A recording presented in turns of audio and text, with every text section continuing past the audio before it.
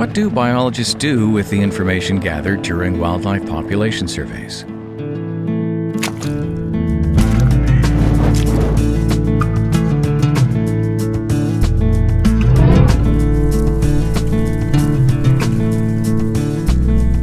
Wildlife surveys can be used for everything from environmental impact assessment for industrial permitting to measuring the effectiveness of regulations to identifying areas of habitat protection.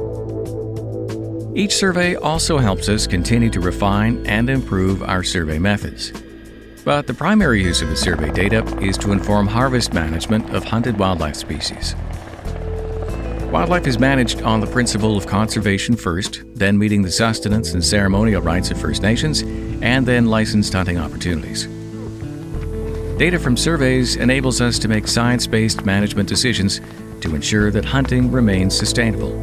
We're particularly interested in overall population trends over time. Repeating surveys in the same areas over multiple years can tell us if an animal's population is stable or increasing, or can alert us to declines that require further investigation. One key factor that we track is the number or ratio of males per 100 females. If there are too few males relative to females, not all the females will be bred, and there will be fewer males available to fulfill their ecological role and for hunters to harvest.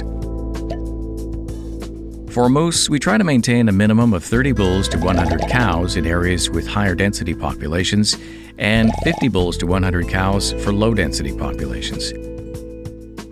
For caribou, a ratio of at least 35 bulls to 100 cows is considered sustainable. Because bulls and cows are part of this ratio we manage for, changes in survival to either group can alter the ratio.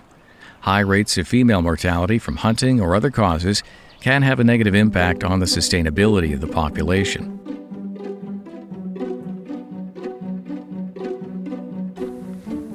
Another crucial ratio we track is the number of young surviving to reproductive age. This cow-to-calf ratio can give us an idea of how well a population is replenishing itself. Remember, a stable or growing population is what we're after here. These science-based methods help us determine a sustainable, allowable hunt and the regulations required to achieve that goal. By the same token, we can learn that some populations cannot sustain any hunting at all.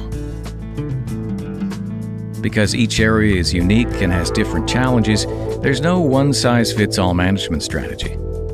Therefore, management decisions tend to be made on a regional basis, informed by provincial direction, such as the Provincial Framework for Moose Management in BC.